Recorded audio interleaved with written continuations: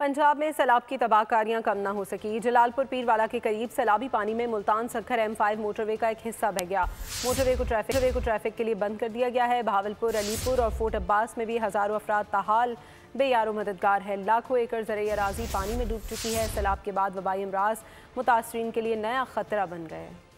पंजाब में सैलाब ने अलमिया को जन्म दिया है। दर्जनों अफराद लुक़मा अजल बन चुके, बड़ी तादाद में लोग लापता हैं। जलालपुर पीरवाला के करीब सैलाब ने अपना जोर फिर दिखा दिया। पानी मुल्तान सक्खर M5 मोटरवे का एक हिस्सा बहा ले गया। सिंध और पंजाब के दरमियान ट्रैफिक मुअत्तल हो गई। गाड़ियों को मुतबादिल रास्ते से गुजारा जा रहा है। बहावलपुर के इलाके झांगड़ और मौजा घलवा में बस्ती गम के हजारों लोग तबाही और बर्बादी की तस्वीर बने हुए हैं। इमदाद न पहुँचने से नए अलमिया जन्म लेने का खतरा है। गरीब मरदे पाया, भूख तू ही मरदे पाया। हर साल लोड़ लड़ गई, मकान लोड़ गए।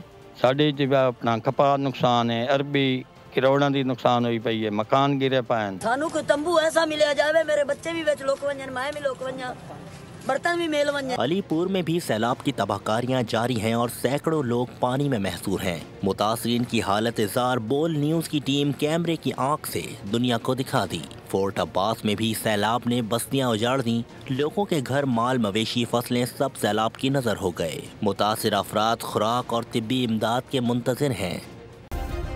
सब्सक्राइब करें और बेल दबाएं ताकि कोई खबर रह न जाए।